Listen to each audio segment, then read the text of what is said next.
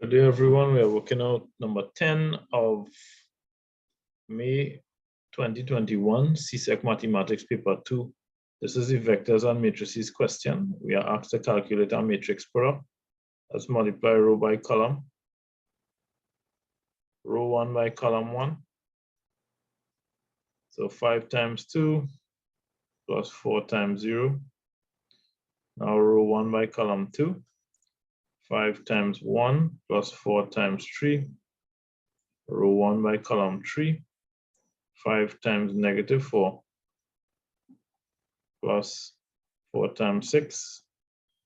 Let's go to row 2 now. Row 2 by column 1, -3 times 2 plus -2 times 0. And row 2 by column 2, -3 times 1 plus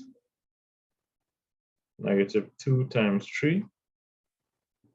And then row 2 by column 3, -3 times -4 plus -2 times +6.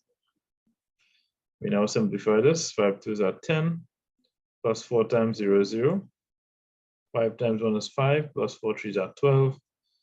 5 4s are 20, which is -20, plus 4 6s are 24.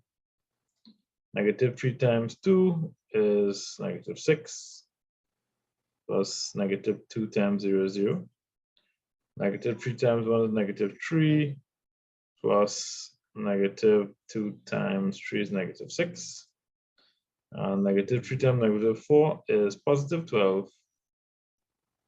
+12 plus -2 times 6 is -12. Okay. So we work this out. 10 plus 0 is 10. 5 plus 12 is 17. -20 plus 24 is +4.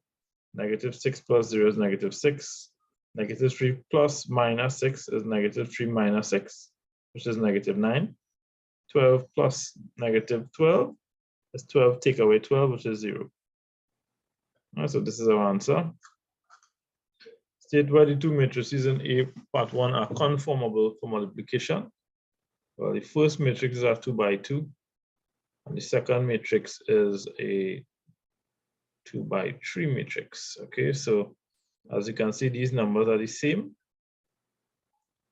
All right, and that is what makes the matrices compatible or conformable for multiplication. So the number of columns of the first matrix is equal to the number of rows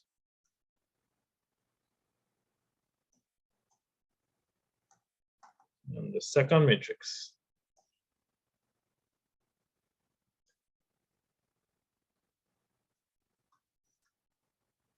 Hence, they are conformable for multiplication.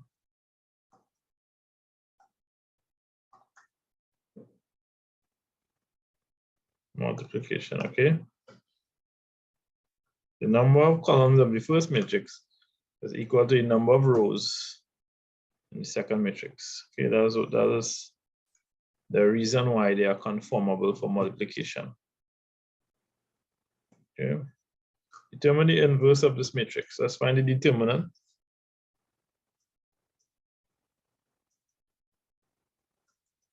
So we multiply these numbers. 5 times -2. We multiply this way first. And then we subtract. And then we multiply these two. -3 times 4.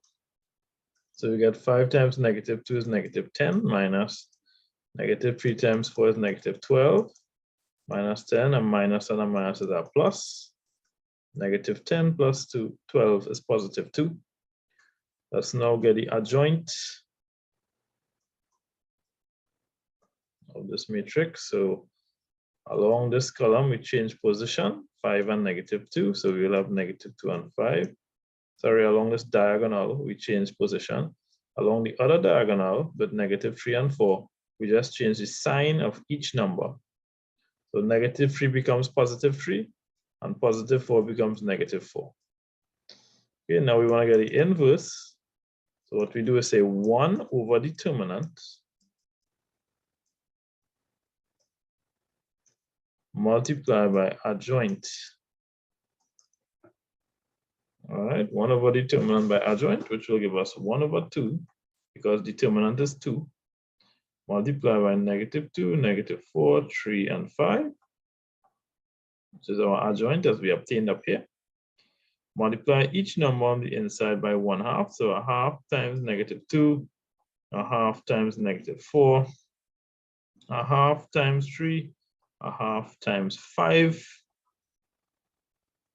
and we work this out. Okay, we work this out. So you'll get 1/2 times negative 2 is negative 1, 1/2 times negative 4 is negative 2, 1/2 times 3 is 3 over 2, 1/2 times 5 is 5 over 2. This is our inverse. This is our answer. Okay, let's move on. Vectors question. Write in terms of RNS in the simplest form an expression for CD. All right, so we can say if we want to get from C to D, we can go from C to A and then go from A to D. So we can say CD is equal to C is equal to CA plus AD. Okay, and CA, all right, is equal to, all right, OA.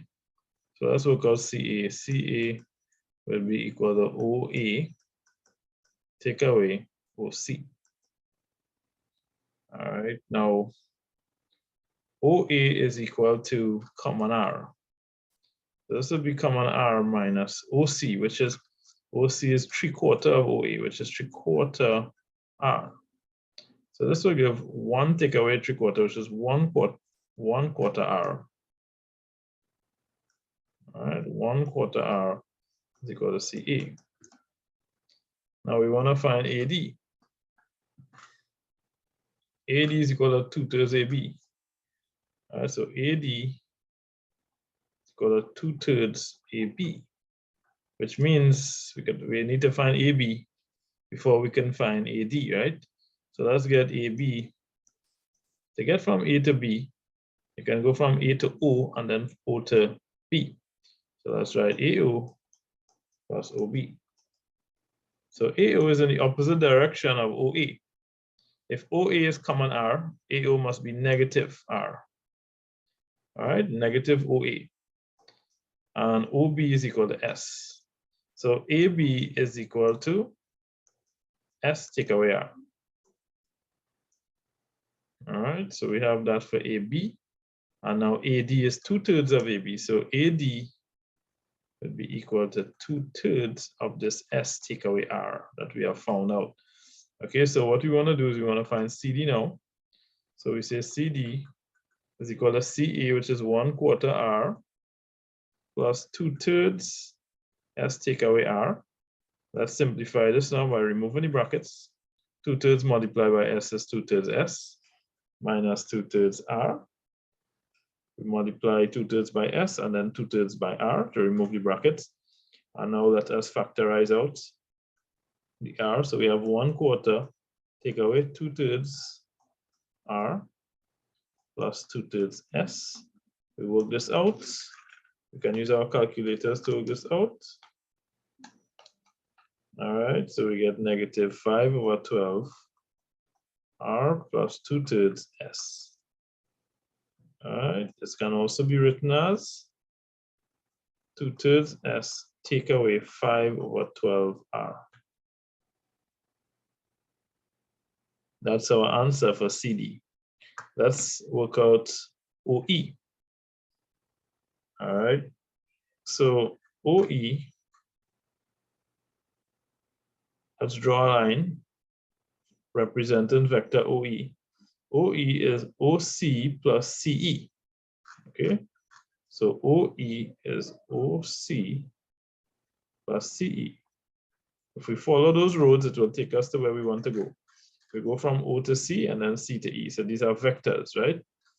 we know that OC is equal to 2/3 OA, sorry, 3/4 OA, and that is 3/4 R in terms of R. All right, now CE is equal to 1/2 of CD. CE is 1/2 of CD because E is the midpoint. Capital E is the midpoint of CD. So therefore CE is 1/2 of CD. All right, so CD was found in the first part of the question. So we are going to use that answer to work out this part of the question.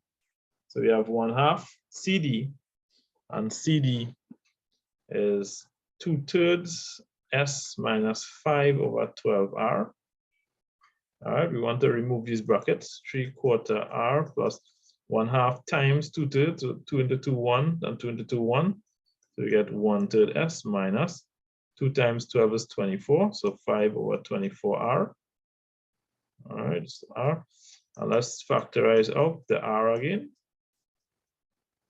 All right, so we factorize out the R plus 1/3 S.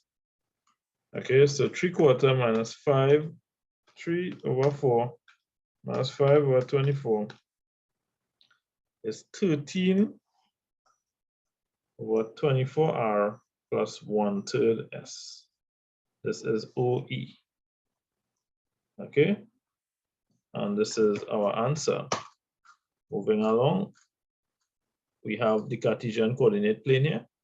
So the vectors are represented in this way with coordinates. All right, so we have points O, Q, and R having coordinates.